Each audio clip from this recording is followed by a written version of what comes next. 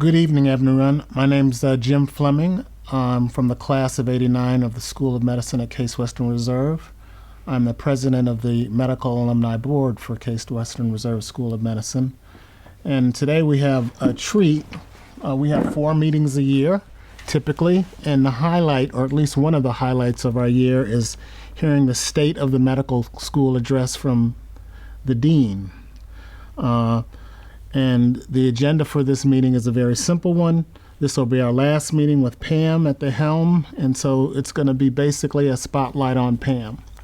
Pam will not remember this, but I remember her as a third-year medical student. I had the pleasure of taking care of one of her cystic fibrosis patients who did well, and I've admired her career then and ever since.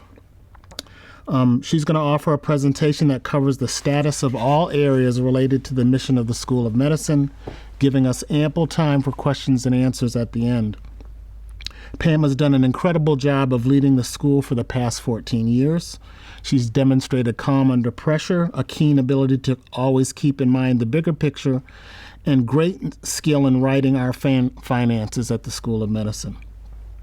Her research and leadership have earned her many accolades, and most recently she was awarded a Lifetime Achievement Award by the Medical Alumni Board. And just recently she was recognized by a proclamation by Cuyahoga County for her outstanding service to the community. As she champions the intersection of medicine and public health, she has done the hard work of establishing and fostering partnerships that have led to measurable improvements in the country's ability to address the health and wellness in our community and across the nation. This dedication and enthusiasm is how Pam has approached every step of her career. We have been very fortunate to have her here at the School of Medicine, first as a young star, a researcher, and later as an exemplary leader. And while we'll miss you so much, you have left the school in great shape with solid plans for the future, academically, programmatically, and financially. Thank you for all you've done, Pam, to lead the school and this committee. And so without further ado, we'll have the real star of the show here. Pam, please proceed. Thank you, Jim. First, I'd like to congratulate Jim, who has just been named the interim medical director of Adena Bone and Joint. So adding another accolade to his list. So thank you very much. It's an honor to be with the Medical Alumni Board. I want to tell you tonight about the progress toward the tripartite mission that we outlined 14 years ago: excellence in education, excellence in research, and particularly trying to transmit it to patients and improving the health of our community. We have had many wonderful research achievements. I'm particularly proud of the large collaborative grants. Collaboration is a hallmark of Case Western Reserve. Our junior faculty have been very, very successful. We have built incredible cutting-edge core facilities, which I think have enabled a great deal of the research that we do. And we've been able to stand number 20 in the U.S. for NIH funding. We're really delighted with this. I wanted to give you an idea of where the investments have been over the years. And remember, we're not a rich medical school, so we have had to get the funds for these investments the old-fashioned way. We earned them. And here's how we've invested in the various areas over the timeline. A total of over $200 million invested by the School of Medicine in the basic sciences, and a total of about $244 million invested together with UH. Our piece of it is $122 million in the clinical sciences. We have invested in education and many other areas that you will recognize as strengths of the program. We have also invested in the commercialization process because that is the route to bring our technologies to patients. We've had great success there. Our Vice Dean, Mark Chance, has done a fabulous job. We've increased the number of spin-outs from about 3 a year to 21 in the last 2 years. Since 2017, these spin-outs have held professional investments of nearly $200 million. And our commercialization team is now shepherding 56 new technologies through the program. And there's just a sampling of the companies that have been spun out from the medical school in the last few years. I'm particularly proud that we stepped up to the plate when COVID-19 hit.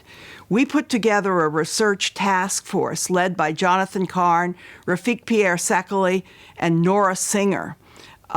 We put strong administrative support behind this in the presence of task force warriors, and the task force investigators number over 250. We have submitted more than 150 grants, 46 of them internal, the rest external. On the June 5th submission to the NIH, we submitted grants of face value more than $25 million above what we submitted in the same period last year. So our investigators are going after this virus hammer and tongs. Now, all of this depends upon an excellent faculty, and we do provide significant faculty support in the form of pilot funding, bridge funding, and encouragement by promotion and tenure. We also developed a number of leadership programs over the last few years. I'm particularly proud of the FLEX program, which is aimed at leadership for the women faculty in the School of Medicine. It now has nearly 150 graduates, and each year it develops a cohort that has representation from every one of our affiliates and the basic sciences. And these women support each other and support the next generation. More recently, we developed the FRAME program, which is aimed at minority faculty. The faculty who need some help in introducing to the academic portfolio and the academic mission so that they will succeed the same way. We've developed other supports for all the faculty, and we are eager to send our faculty to external leadership training. We nominate people for women for ELAM, or the Executive Leadership in Academic Medicine program out of Drexel, every year, and we send our new department chairs and our center directors to the AAMC or the Harvard leadership programs. We are committed to diversity and inclusion. Over the last few years, we have progressively ratcheted up our expectations for the search process so as to assure that we are looking in the right places for minority faculty and for women faculty. We are gradually increasing that number. It's too slow, but we are doing it. And 18 months ago, we started to apply the Rooney Rule, which is named for the owner of the Pittsburgh Steelers, who noticed that there were a lot of football players who were African American, but very few coaches, and started to require that every time a coaching position came open, an African American had to be interviewed. And you can just look around the NFL now and see the results. We have our second diversity strategic action plan has been approved for the next 5-year period. And our education programs create a supportive environment for minorities underrepresented in medicine. We have strong pipeline programs from the Cleveland Metropolitan School District. Our last two medical school classes have been 22 to 23% underrepresented in medicine. And our PhD programs are coming up along the rail with 17%. We are the recipients of a PrEP grant, which is a program which takes minority students who have graduated from college and gives them an extra year of preparation so that they will succeed in PhD programs. And so far, last few years, every one of those students has made it into a PhD program in the very best places, including Case Western Reserve. We have honored our faculty and staff. This year's medical school person who was honored as a distinguished university professor is Walter Boron, chair of physiology and biophysics. Rose Gubitosi-Klug, who is the principal investigator on the National Diabetes Clinical Trials, received the Distinguished Research Award, and Jim Young, who is the Chief Academic Officer at the Cleveland Clinic, got the Case Medal for Excellence in Health Sciences Innovation.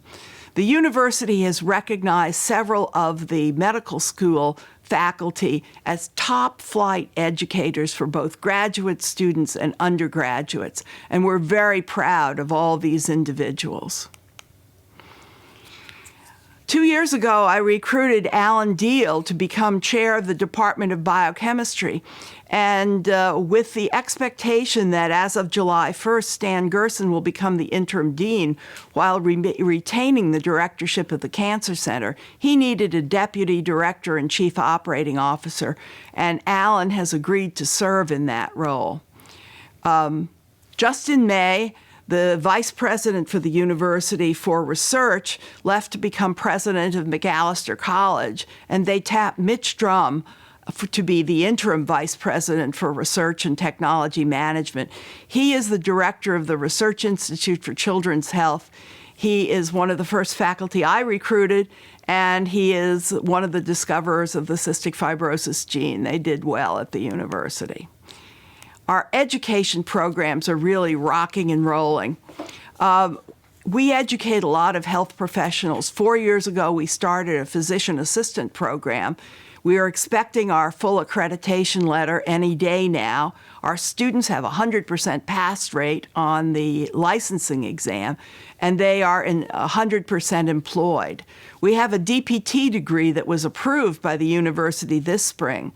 When we started to work with our Department of Pathology, they told us that they could not hire pathology assistants because there were none to hire, so we agreed to grow our own. And there are a number of other wonderful programs that have been developed and reaccredited just in the last year. We educate scientists as well. We have recognized that not every PhD is headed for an academic career. So we have an internship called Enrich at local biotechs so that they have some exposure to industry, and the Extend program, which gives them opportunities for teaching at the undergraduate and early graduate level. We've also started a program that prepares the bent arrows who didn't have all the requirements for medical school and now want to go, prepares them for medical school application. And I'm proud to tell you that our first class had 100% medical school acceptance. So those of you who are bent arrows, we're continuing the tradition. The health informatics program is, as you can imagine, very valuable and very well attended now. So we're very, very pleased with our education programs. But our jewel is medical education, MD education. We teach them how to think like doctors from the day they walk in the door. We've developed pathways to educate them for specialized areas. So we have 5: urban health, humanities and medicine, world medicine, innovation and entrepreneurship, and the most popular pathway, wellness and prevention, all evidence-based. We've developed longitudinal clerkships to provide consistent experience and mentoring. Our thesis requirement: you never understand research quite so well as when you have to conduct it and write it down. We've recently introduced a unit on medical systems, which runs as a thread through all 4 years of our curriculum. You've seen pictures of our reimagined anatomy curriculum, including cutting-edge technology in the HoloLens and the display of the human body in various ways in that. You'll be interested to know that when we had to go remote in the COVID epidemic, we shipped HoloLenses to every student, and they did their anatomy class in their living room. So this has been reported on CBS News and in several of the news magazines, and we're very proud of that. And this is an addition to the radiologic anatomy and the living anatomy with ultrasound. And we, of course, have participated mightily in the interprofessional education. Our students match at the very best places in the country. 40% of them match at top 10 institutions. And I'm also proud of the fact that of our students who matched in all the surgical specialties, including general surgery, urology, ophthalmology, orthopedics, everything, 49% were women. So we are really rocking and rolling in the difficult to match specialties. We're very proud of that. But of course, the big thing that's happened in the last decade for us is the construction of new medical education space. We imagined this in many different ways, and finally, together with the Cleveland Clinic and the School of Nursing and the School of Dental Medicine, we constructed the Health Education Campus with the main education building named the Sampson Pavilion. And in April of 2019, we cut the ribbon and we started to hold classes there. It is a marvelous building. It does everything we'd hoped for. It helps with interprofessional education. It's full of light. Those of you who remember the old medical school building that didn't have any windows at all would be thrilled to see the light that our students work. This has really been wonderful, a wonderful advantage. But when COVID hit, we had a little hitch. And it was necessary to turn the Sampson Pavilion into Hope Hospital.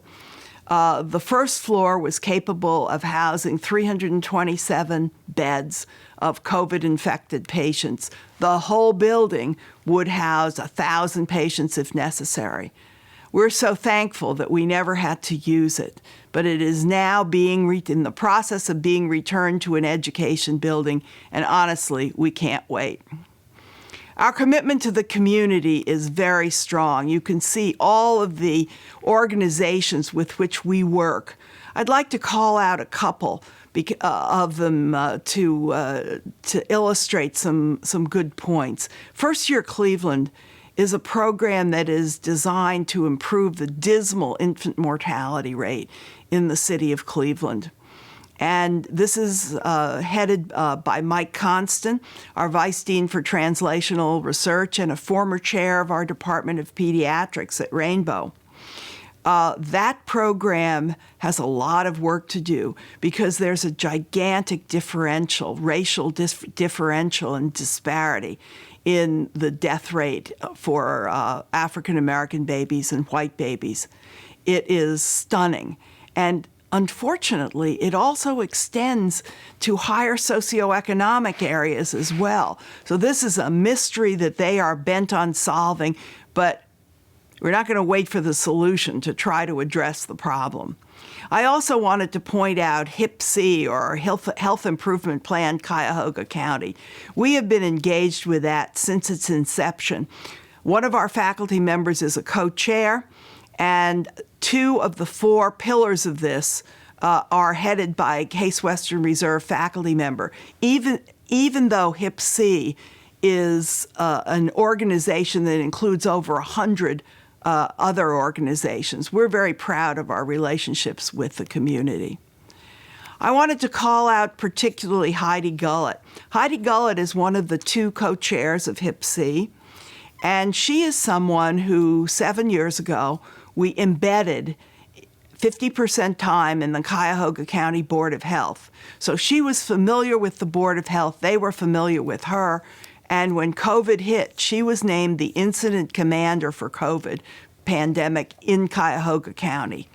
And she has done a marvelous job. Before this program started, Jim Fleming and I were talking about how well Ohio had done in controlling for the work of people like Heidi, and our student volunteers. More than 100 of our students volunteered to track cases, answer hotlines, and help with the COVID epidemic. We're very, very proud of our response and that of our students. I would be remiss if I didn't call out the HEAL grant, helping to end addiction long term. Mike Constant, once again, is the principal investigator on this. There were 4 states who competed and won these grants, and more than 30 states competed, and Ohio was one of them. We're trying to figure out what the best community approach is to control the epidemic, and we're very excited about some of the potential results right now. This is another asset to the community and to the university and to the medical school, because of Dr. Constant's involvement there, the Cuyahoga County Board of Health awarded $3.4 million just this past week from the Johnson & Johnson settlement to First Year Cleveland, the Johnson & Johnson opiate settlement. And this is going to help opiate-addicted babies, and it's going to help the infant mortality issues in general. So we're proud of that. Unfortunately, medical schools do not run on excitement and students alone. You have to be able to have the money to do it. These are our operating margins during the time I've been the dean. You can see the red margins at the beginning. When we came in, it was a big challenge, and we continued to work hard, and we invested. We had a little bit of a margin during the middle years there. And then university hospitals decided that they didn't want to give us as much money and pulled back $20 million a year. And with some support from the Board of Trustees, we are climbing back out of a little bit of red ink now, and next year we will be more than balanced. Just to blow up the most recent time, when the UH allocation was pulled back, we struck a deal with the university that they would support us for $21 million. In fact, we're only using about $17 million of that support. So we've been able to pull out of the challenge there, and we've still continued to invest in ourselves, both education and research and community. A lot of this has been helped by our philanthropy. Our terrific development team has set records for 1, 2, 3, 4, 5, 6, 7, 8 years. And we're going to be awfully close this year. As of June 18th, we were at $69 million. The record last year was $73 million. But remember, we're not in the capital campaign anymore, and COVID has struck. So all of this is absolutely essential to keep the medical school going, and we're grateful to our supporters and our Alumni Association. That has been a big part of this sort of contribution, where we couldn't do it without you. COVID has had a major impact, and the impact has been bigger on the university than it is on the School of Medicine. Nevertheless, the school has to contribute to the support of the university. So we've been asked to take 10% reduction in our expenses, regardless of how much money we think we can bring in. We do have our financial recovery plans in place, and we certainly hope that we don't need the full 10% reduction. But we have planned for it, and we will support the university. That's kind of where we've been. We have to ask ourselves, where do we go from here? What are the next things that we need to do? I don't think there's anybody who would contend that artificial intelligence isn't an important next step in medicine. A lot of people link that with imaging, but it's not the only place that artificial intelligence is important. But the AI in imaging is very important. We think we have to look harder at health economics and policy. Metro has recently launched a new institute on healthcare policy, and we intend to work with Metro and also within the School of Medicine. One of the big issues in medicine is the lack of sustainability of its cost. So we have to figure out how we can do this better.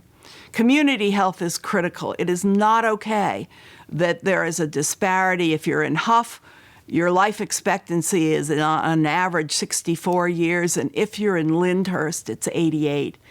That kind of disparity is absolutely unacceptable, and we have to do something about it. I think that our use of technology to develop educational tools has been nothing short of cutting edge. And now we're working too on clinical surgical planning using augmented reality. And in the more traditional line, our pharmacology department is now in need of a chair, and that recruitment needs to be done. And pharmacology, of course, is a big thing because it has led to some of the opiate crises, and it has led to some of the costs. So we think it's a really important recruitment. So if you'll indulge me a minute, I would like to tell you a little bit about what's happened with me during this time. Since I've been at CWRU from the very beginning, I brought in over $200 million of external funding as a principal investigator, and I think that that's done a great deal for the school, including 2 cycles of the Clinical and Translational Science Award. I was named to membership in the AAAS Fellows, the National Academy of Medicine, the National Academy of Inventors. This is important for the school because now I'm able to nominate other people and bring them along and bring the reputation of the school along with it. I did receive at the 175th anniversary the Case Medal for Innovation in Biomedical Sciences, which was very meaningful to me. But I have to say that one of the most touching things and the most important things that have ever been awarded to me was the Lifetime Achievement Award from the Medical Alumni Board. I'm incredibly grateful to that, and I'm incredibly grateful that you thought enough of me to award that. Thank you so much. Now, there have been a few other personal achievements. Many of you know that Jim Herget and I got married in 2013, and that made us a family with 2 boys and 2 girls. And my 2 sons got married in 2008 while I was the dean, and Jim's 2 daughters got married in 2018 and 2020, except it was postponed because of COVID. So we hope it's going to make it in 2020, but we're very excited about those. We have also seen 5 grandchildren during this time, 4 girls and a boy. And by the way, if you were paying attention in the slides, you saw pictures of my grandchildren in some of those illustrations. We have had our share of medical episodes, and you can see them there between us. We had some pretty impressive surgeries. We've had some long-distance moves by our children, but I think the most meaningful for me is after 33 years in one house and Jim being 62 years in his house, we moved just around the block to a new house that we call Innisfree. And that's the courtyard and that's the front door. And you can see the little plaque that says Innisfree at the very top there. I want to give a real shout out and a thank you to the Medical Alumni Board. You guys have been spark plugs. You have absolutely driven a lot of the success here. You've driven the Alumni Scholarship Program. You've driven Help Our Students Travel. You have welcomed our students. You've been mentors to them. You've provided education for them. Even alumni who are remote have taken students in for 2-week sessions in their offices in various areas of the country. You've been fabulous. The leadership in particular has been wonderful. Jim Fleming is a leader, and he started out in communications, and he developed the MedConnect program. So we're very proud of that, and that helps keep us together as a community. Thank you to Tom Abelson for picking some fabulous award winners, and to Pam Brown for her inspired nominations as well, and engagement with Janet Cross. Jim Rambisek has been our development guru, and communications now is headed by Ed Sadar, took over from Jim Fleming. MedConnect has been a real opportunity. I wanted to show you the URL. Join the community. We really welcome you, and it's been a terrific advantage. I wanted to remind you that we are, in fact, planning a reunion and homecoming celebration October 8th to the 11th. Thank you to our reunion chairs, David Skadden, Med 80, and Janet Cross, who got her PhD from our graduate school in 2000. I should mention that David Skadden was our commencement speaker a year ago and received an honorary degree from us. And his classmate, Bruce Walker, Med 80, also was our last commencement speaker and opted to wait to receive his honorary degree. These are incredibly high-achieving, wonderful people. So thank you very much. As of July 1st, Stan Gerson will become the interim dean of the School of Medicine. Unfortunately, the search for the permanent dean was not successful, and Stan has agreed to step in, and he is going to retain his directorship of the Case Comprehensive Cancer Center and his directorship of the National Center for Regenerative Medicine. He's a distinguished university professor. He holds the Asa and Patricia Shiverick and Jane Shiverick Tripp Professorship in Hematologic Oncology. With all of those duties, I think he's probably cutting into his sleep significantly. But we're grateful to him for stepping in, and we look forward to his accomplishments. I am delighted that we will be riding the waves toward bigger and better things. I hope and I believe that I have left the school better than I found it, that the school is on a firm foundation. We have weathered a financial challenge from the changing in the affiliation of university hospitals, and we are now weathering COVID. Not only weathering COVID, but we're coming up on the attack to COVID. We can do this. We are riding the waves toward bigger and better things. And part of that is because of you and the Alumni Association. We are grateful to you. We're grateful to our friends and supporters. And I'm grateful to my leadership team and the faculty and the great students that we have. We have put together a really wonderful coalition to change the face of biomedicine. Thank you very much, and I'd be happy to take questions. Thank you, Pam. We have a number of questions, and please feel free to send more questions for Pam. The first question is, good health and good luck to Dr. Davis. Thank you. Can you please tell us about your retirement plans? Well, in the first place, I'm not retiring. I am reloading. And my plan is to have a sabbatical coming next year, and then I'm going to return to the faculty. During the sabbatical, I'm planning to write a book on cystic fibrosis, on the sweep of how this disease went from something we didn't understand at all to a disease that has drugs directed at the basic defect. And I will interweave that with stories of patients. I may write another book on the conduct of research in a resource-constrained environment. And I may have a little novella in me, I don't know. When I come back, I am going to be a member of the faculty in the Center for Community Health Integration, and we're going to integrate a different kind of community health from what Kurt Stange and his colleagues do now, and I'm very excited about that prospect. Thank you. Question 2, what is your proudest accomplishment in support of female or other underrepresented faculty and students? Oh, I think I would have to name the FLEX program. That was not just my accomplishment, though. I will tell you just the little story on that. Women faculty of the School of Medicine had followed my adage that I got from my grandmother, which was God helps those who help themselves, and had written a grant to develop a leadership training program for women. And the university would not allow them to submit the grant because the provost's office was going to submit to the same competition, and they didn't want competition for one of the schools.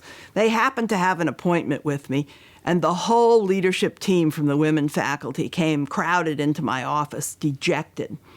I didn't have much money then, but they said, we wrote this, we're excited about the program, and they won't let us submit it. I said, They said, I said, how much did you need? They said, $50,000. And I thought, gosh, I don't have much money, but we should do this. So I said, let's do it. Let's do it. Make me proud. And we put it together. This program has grown from 7 participants the first year to more than 30 participants in the last year. Word of mouth was so positive that one of our vendors, Thermo Fisher, asked if they could send their women leaders and their women rising leaders to this program. So we revamped the program a little bit to accommodate the timing needs of Thermo Fisher. And this is extended. We are going to extend this program. We listen to the women faculty and ask them, what do you think are the biggest barriers to your success? And then we designed the program to address those barriers. So I'm very proud of that. Sumita Khatri has been the lead on this program. My chief of staff, Lisa Mancini, has been the lead on this program, and I am incredibly proud of what we've done with that. Next question. Where do you think the School of Medicine is positioned to thrive in the next 5 to 10 years as a result of the recently completed campaign and in investments in faculty and scholarship, which we've seen during your tenure? Well, I would say that the medical education piece of it continues to go forward in a very positive way. We just recruited, she's starting July 1st, a new vice dean for medical education. Her name is Leah Logio, and she comes to us from the chairmanship of the Department of Medicine at Drexel University. She is a well-reputed educator, and she is very excited about developing our simulation and about sustaining the excellence of the program. I don't think I told you about some of the really cool things that the HoloLens can do in simulation. They have avatars, life-size avatars. I have seen the demonstration in my office. The avatar sits in a chair outside my office. I invite it in. It comes in and sits down in a chair in my office. I'm not kidding you. It finds the chair and sits there. And that avatar has been programmed with artificial intelligence to answer questions. Now, I saw an avatar that had gout and asked a few questions and looked at the foot, and we talked about it a little bit. And then if you turn your head, there's a little robot floating, and you can ask for labs. So I asked for a renal panel and uric acid, and it gave me the answers, and it said, that costs $43. And my demonstrator said, ask it for a CT scan. I said, I don't need a CT scan. And I asked it, okay, give me a CT scan of the foot. And it gives me the result of the CT scan, and then it says, $2,200, and you didn't need that. So there are a number of great opportunities for teaching medical economics, for teaching interviewing. Now, the avatars can be blue, sort of neutral. They can be black, they can be white, they can be male, they can be female. So we can test whether an avatar that comes in with chest pain, if it's male, gets a coronary workup, and if it's a female, gets Maalox. So we can look at things like that. I think it's an enormous opportunity. Sorry, I've run on about that because I am enthusiastic about it.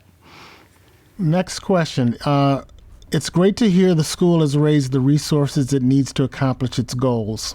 What is the plan to start investing more of them in hiring and retaining Black and Latino faculty?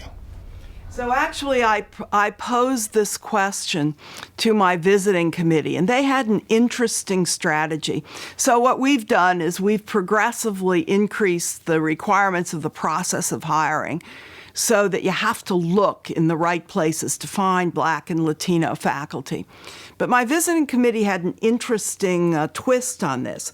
They said, why don't you put together a committee and look across the country for African American or Latino or Latinx professors who are in the areas that you're looking for, and then target them and go after them. And that's really a very interesting idea. If you put together the resources and then actually target people for those super people for those areas, that would be something I think is a strategy that we haven't tried. We've been identifying the position and then trying to both fish and hunt for the occupant. This is really going hunting, and not with a shotgun, but with a rifle. And I think that it has some real potential to improve our record of hiring faculty. We're doing great with the student population, and the scholarships have really helped with that. But I can't say I'm happy with the progress in the hiring of faculty who are minority. We inch up, we inch up, we inch up, but it's not enough.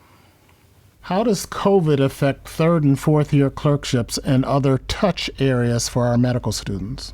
Great question. Great question.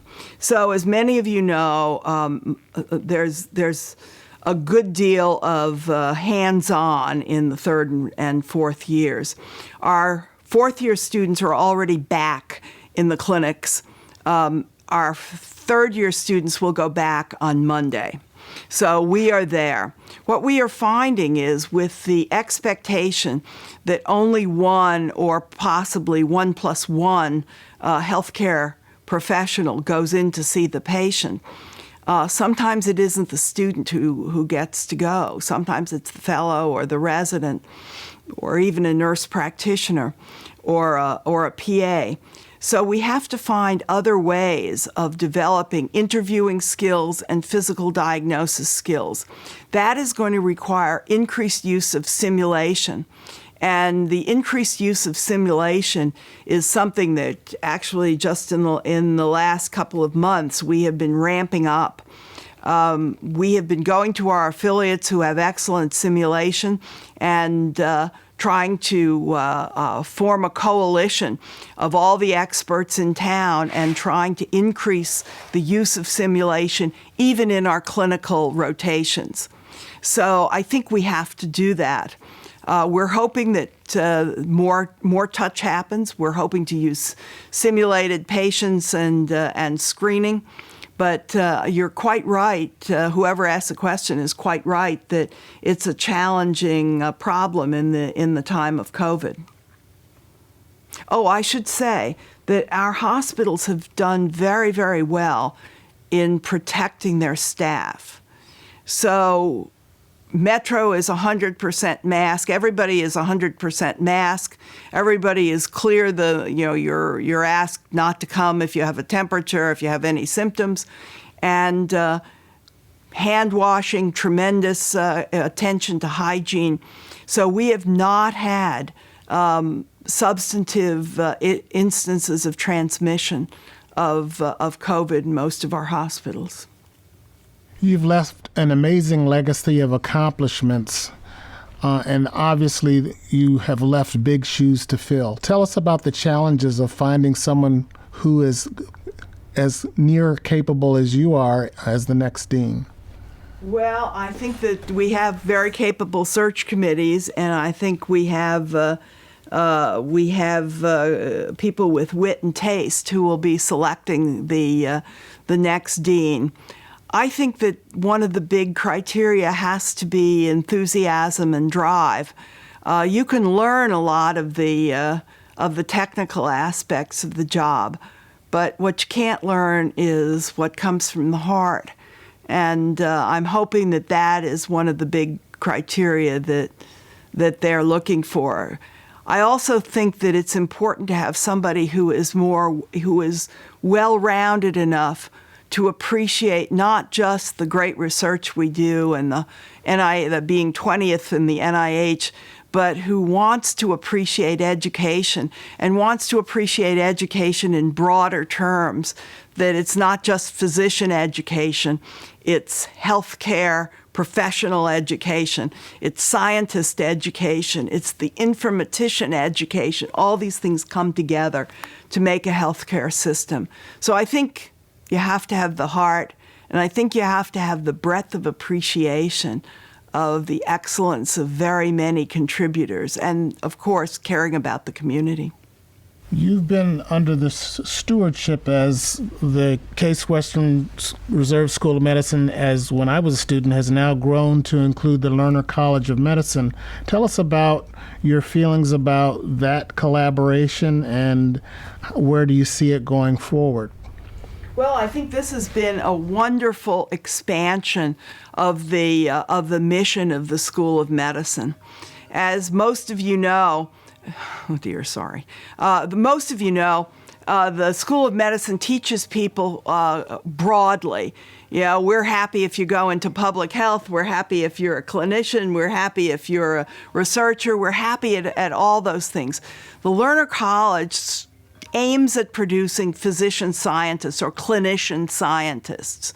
And that is an important piece of the biomedical continuum. This particular connection has led to a great many innovations in medical education. And we've been able to, with the Cleveland Clinic Lerner College of Medicine, exchange ideas and work together. Of course, our students all come together in the clinical years, and they're all the same. And that has been a great thing.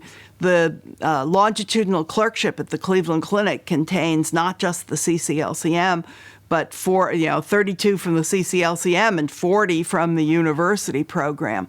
In addition, it's been the basis of the collaboration that put the health education campus together and got us an important piece of land. And the fundraising powerhouse at the Cleveland Clinic has been of great assistance in developing the philanthropy that underpins that health education campus. I have a number of comments, too numerous to mention, on congratulations from a variety of physicians at the helm. So I apologize there's just too many congratulatory comments. A sample from Julie Gerberding is, "What an amazing legacy of accomplishments. You rescued the school, recruited and supported amazing faculty and students, quote, punched way above the school's weight in terms of NIH funding, and poised us to enter our next phase with a very high probability of success. Thank you for all you've done for patients, scholarship, the community, and biomedical science. I can't wait to hear about your next successes. Julie Gerberding." And that's just one of many. There are too numerous to list. It's very gracious of you. So it's been quite a ride, and it's been such fun to work with people like Jim, who've worked very hard to develop the Alumni Association and the collaboration there, and Tom Abelson, who's found us great awardees, and Abby Abelson, who's been great in helping us navigate some of the clinical issues at the clinic, and Jim Young, and Dan Simon, who is a superb clinician and leader at UH, and Bernie Boulanger, who I just spoke to today, who's going to help us with simulation. I'm thrilled to have had the opportunity. It's been a great opportunity. I think we're going to move forward and have her last remarks as the dean. I think this is, when I came into the office, it was a little bit intimidating. The big budget deficits, the turmoil. But I knew at that time that the school had good bones, had good fundamentals. And if we could put things right, we could go forward in real style and develop research and education and develop the community piece of the school. We have a great obligation at the school. We can't just sit in the ivory tower and observe the community around us. We have to get into the community and do something, use our brain power and our cleverness and our opportunities to change the way health is manifest in our community. I think we've done all those things, but none of it is enough. Everything is a continuum, and I'm looking forward to seeing how my successors build on all of the all of the work that we've done, and all the successes that we had. I do think we've been successful. I do think we've been successful in research. I think we've been successful in maintaining the finances. I think the education program is terrific. And I think the community piece of it has gelled. It's come together. And we now have the Center for Community Health Integration that's trying to link things, integrate them, and make us into a real fighting force. I'm incredibly proud of what's happened here. I'm proud of the alumni. You are our most important product. I'm proud of the school. And I'm pleased to be able to walk out the door feeling that I left it better than I found it. Thank you. On behalf of all the faculty, the students, the Medical Alumni Board, we want to thank you for all you've done. Words cannot express the gratitude we all have for you and the admiration. We look forward to seeing what you do in your, quote, retirement, end quote. And we will end the session now and move forward. Thank you all for coming.